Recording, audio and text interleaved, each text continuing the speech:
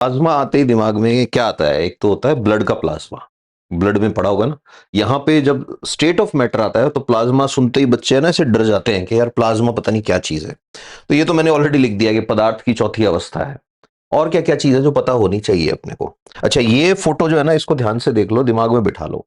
इसका नाम है टेस्ला कॉइल।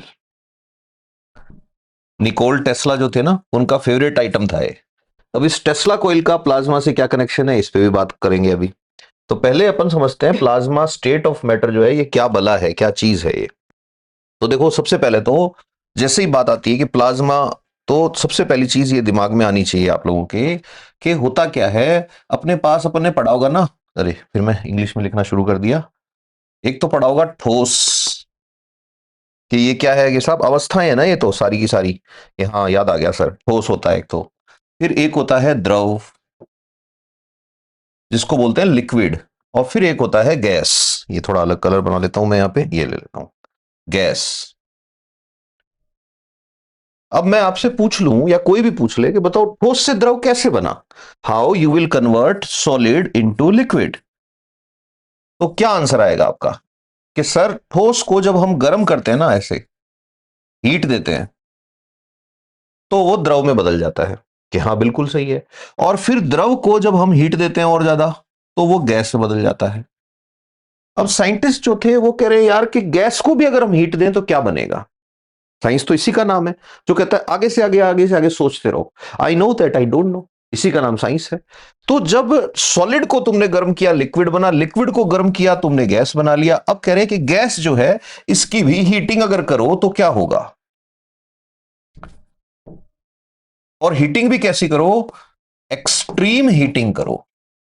एक्सट्रीम की मतलब, एक्सट्रीम हीटिंग का मतलब अति उच्च तापन।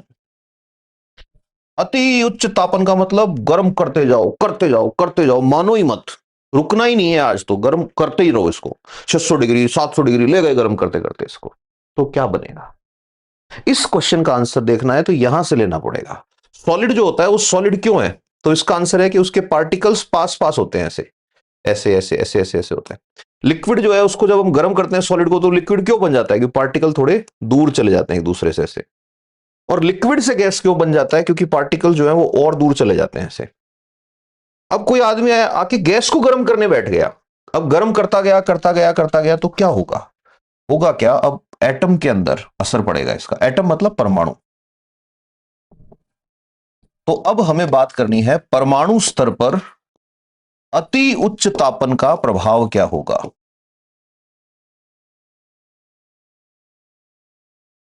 अब जैसे आपने कहा परमाणु स्तर पर अति उच्च तापन का प्रभाव क्या होगा, तो आपको समझना पड़ेगा। सब जानते हैं कि परमाणु जो होता है उसमें बीच में क्या होता है भाई।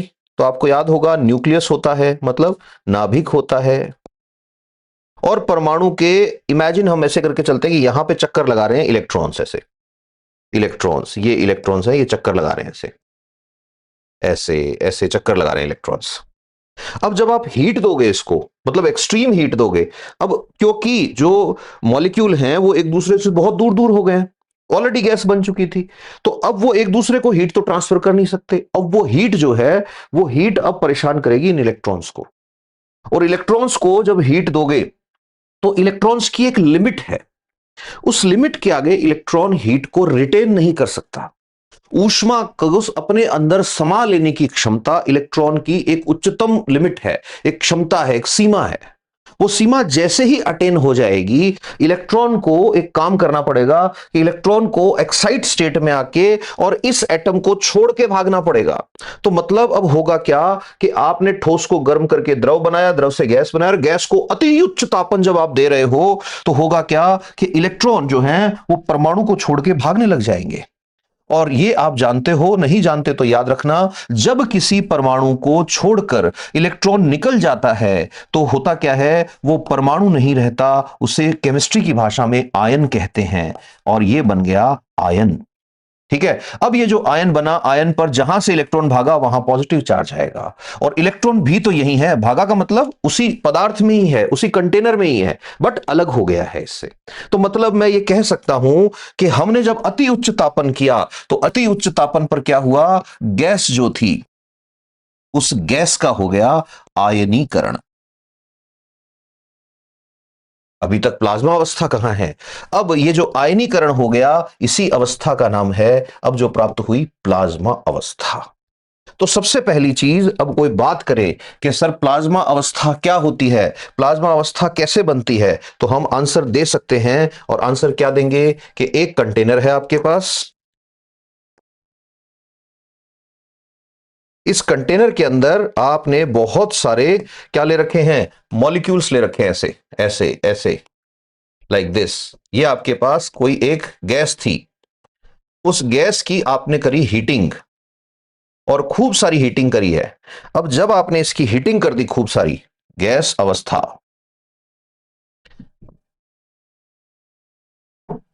और इसकी हमने करी हीटिंग, अति उच्च तापन, यही लिख रहा हूं मैं यहां पर।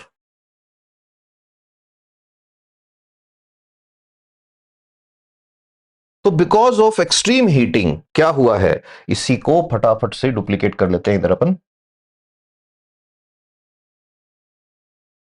अब तो समझ गए होंगे क्या होगा, इलेक्ट्रॉन्स जो हैं वो अलग हो गए, लाइक दिस। सबके नहीं हुए, कुछ के अलग हो गए, ऐसे ऐसे। अब इलेक्ट्रॉन्स जो हैं वो अलग हो गए, और जहां जहां से इलेक्ट्रॉन निकले वहां वहां पे प्लस चार्ज आ गया, प्लस चार्ज आ गया, प्लस चार्ज आ गया, प्लस चार्ज आ गया।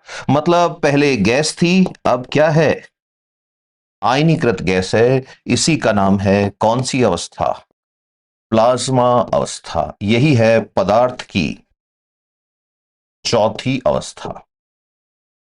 अब आपसे सवाल पूछा जा सकता है कि प्लाज्मा स्टेट जो है, इसको सबसे पहले किसने देखा, ये नाम किसने दिया। ये ठीक ऐसे है जैसे सेल का आप पढ़ते हो, जब भी कोशिका पढ़ते हो तो अपन पढ़ते हैं ना, रॉबर्ट हुक जो थे उन्होंने सबसे पहले सेल देखी थी। फिर आप पढ़ते हो नहीं नहीं, रॉबर्ट हुक ने तो डेड सेल देखी थी, मरी हुई कोशिका देखी थी। जिंदा कोशिका सबसे पहले ल्यूवन हॉक ने देखी थी। ये कहां देखी थी, दांत के मैल में देखी थी, कीचड़ में देखी थी, एक घाव जो होता है उसकी पस में देखी थी। ऐसे ही याद रखना है, प्लाज्मा स्टेट जो है, प्लाज्मा अवस्था, इसको सबसे पहले किसने देखा था, तो माइकल फेराडे जो थे उन्होंने देखा था।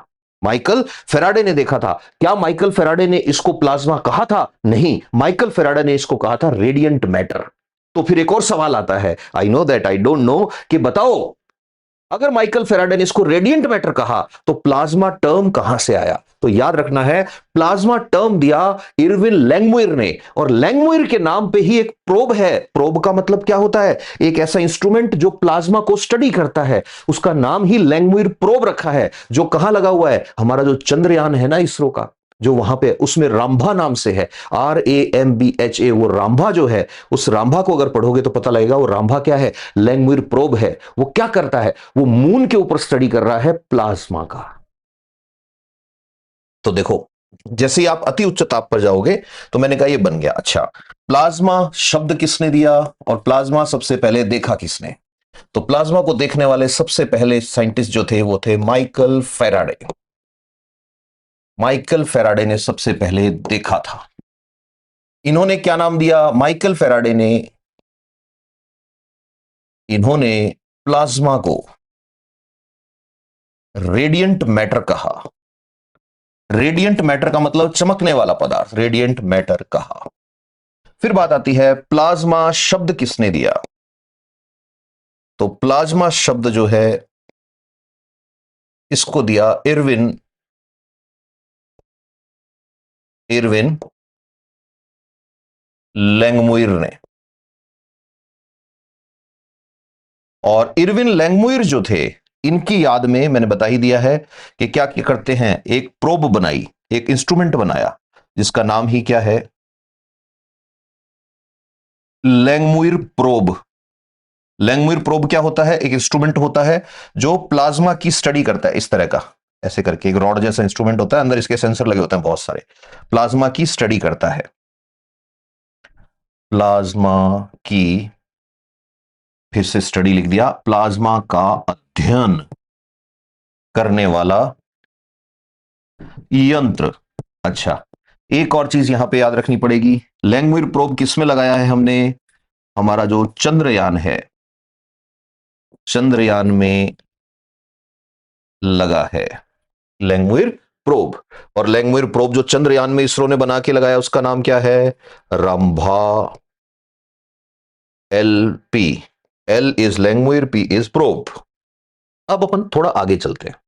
अब हमें पता लग गया कि प्लाज्मा क्या होता है। तो अब सवाल पूछेगा, प्लाज्मा अवस्था के गुण बताओ कुछ। तो आपको दो या तीन गुण जो है वो याद रखने हैं। कि कौन कौन से हैं सर? सबसे पहली चीज जो आपको याद रखनी है, वो आपको शब्द याद रखना है, quasi neutral. Quasi neutral, quasi का मतलब होता है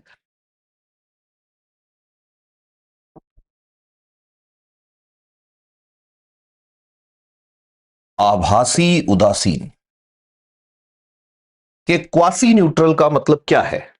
न्यूट्रल का मतलब होता है, उदासीन का मतलब होता है जिसपे पॉजिटिव और नेगेटिव चार्ज जो है उन दोनों का टोटल जो है वो जीरो आए। जैसे एटम, परमाणु जो होता है, अब एटम के ऊपर आप ऐसे नहीं कह सकते कि परमाणु जो है उस पर चार्ज नहीं है। परमाणु पर आवेश है, लेकिन होता क्या है कि जितना आवेश इलेक्ट्रॉन का है बच्चों, उतना ही आवेश प्रोटॉन का होता है। तो होता क्या है, टोटल आवेश जो होता है वो शून्य नहीं होता, बल्कि टोटल आवेश जो है वो इसकी नेचर को उदासीन कर देता है, इसकी प्रकृति को उदासीन कर देता है।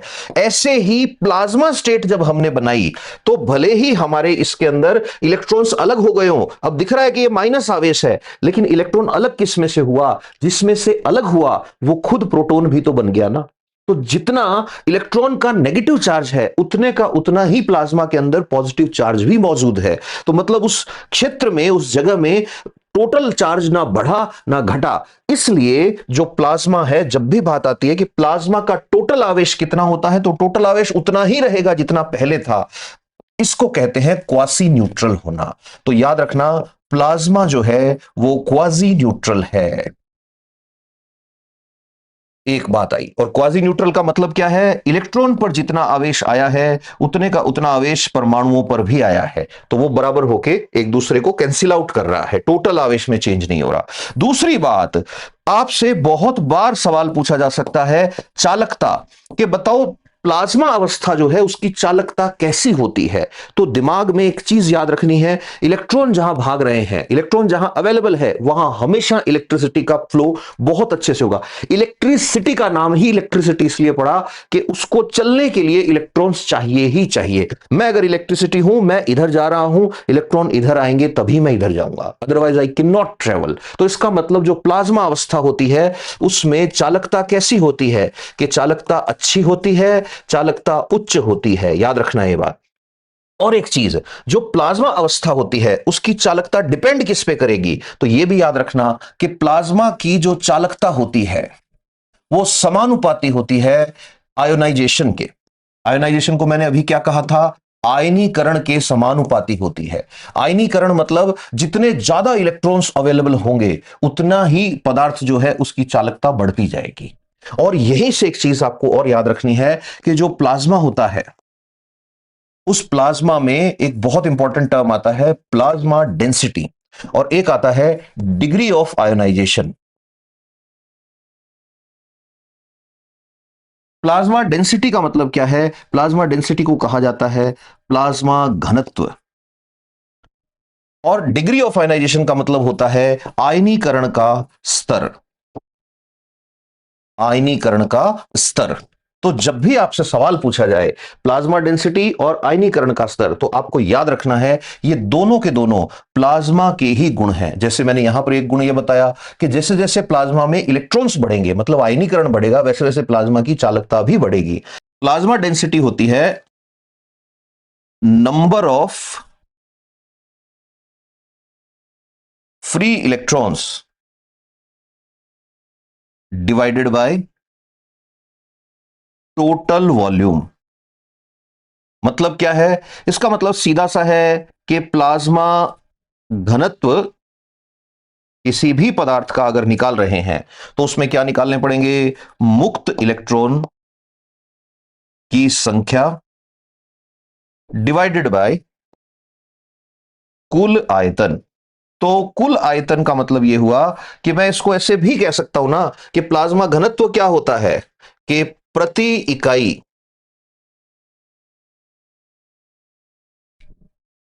आयतन में उपलब्ध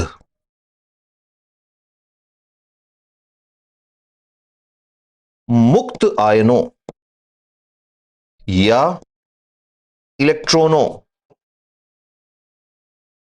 की संख्या जो होती है उसे कहते हैं प्लाज्मा घनत्व कहते हैं। तो अब जैसे इसको समझने के लिए आप ऐसे ले सकते हो, अपन ने अभी लिया था कि एक जो है कंटेनर, उसके अंदर हम गैस जो है उसका आयनीकरण कर रहे हैं। तो मान लो ये जो कंटेनर है, इस कंटेनर की वॉल्यूम है 10 लीटर, 10 लीटर वॉल्यूम है इसका, और इस पूरे कंटेनर के अंदर आपको पता लगा कि 20 इलेक्ट्रॉन फ्री घूम रहे हैं। तो 20 इलेक्ट्रॉन फ्री घूम रहे हैं, तो आपको अगर प्लाज्मा की डेंसिटी निकालनी है तो आप क्या कर सकते हो, आप total number of free electrons divided by volume, volume कितनी है 10, तो अब इसको डिवाइड करोगे तो क्या आएगा, 2 इलेक्ट्रॉन प्रति लीटर। ये क्या आ गया इसका, ये आ गया साहब प्लाज्मा घनत्व। अब मैं आपसे एक सवाल पूछूं कि बताओ, प्लाज्मा घनत्व एक का तो है 2 इलेक्ट्रॉन, और एक और कंटेनर है मान लो उसका है 3 इलेक्ट्रॉन, तो दोनों में से कौन से कंटेनर में चालकता ज्यादा होगी? तो आप क्या आंसर दोगे, 3 वाले में। क्यों? तो इसका मतलब इसीलिए मैंने यहां पर यह कहा कि जैसे जैसे number of electrons and number of ionization, degree of ionization बढ़ता जाता है, वैसे वैसे होता जाता है। अच्छा, डिग्री ऑफ आयनाइजेशन अभी तक मैंने आपको बताया नहीं है, वो अब बता देता हूं आपको। डिग्री ऑफ आयनाइजेशन क्या है?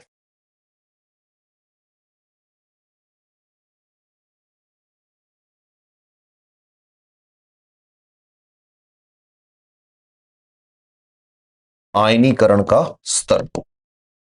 तो देखो, हमने अभी अभी बात करी थी, और क्या बात करी थी कि मान लो ये बॉक्स है, और इस बॉक्स के अंदर बहुत सारे आपके पास ऐसे एटम है, बहुत सारे मॉलिक्यूल्स हैं, एटम हैं, ऐसे करके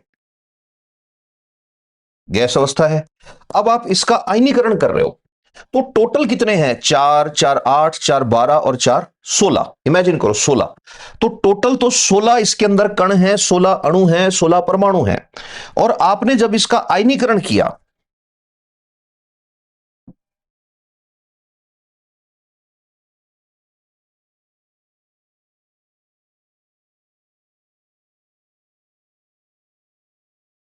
जिसके लिए क्या चाहिए, हाई हीट चाहिए, हीट का सिंबल ये वाला रहता है साइंस में।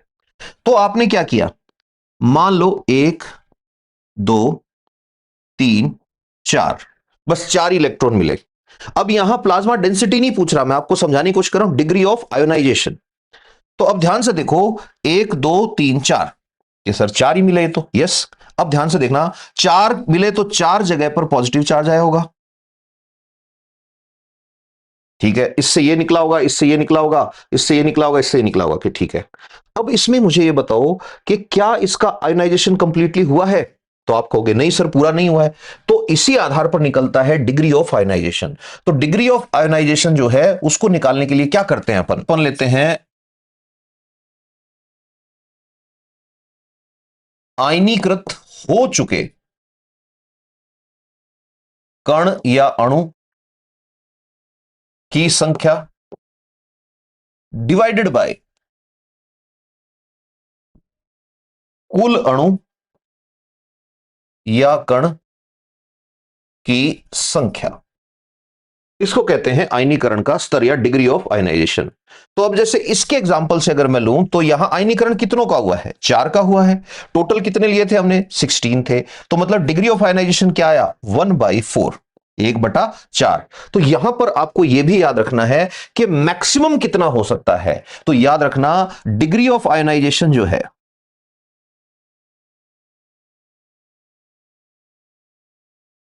ये कभी भी 0 से कम नहीं होगा, और 1 जो है उससे ज्यादा नहीं हो सकता। अब अगर किसी गैस को 100% आपने प्लाज्मा में बदल दिया, तो बताओ डिग्री ऑफ आयनाइजेशन की वैल्यू कितनी आएगी, क्या आंसर आएगा आपका, बताओ।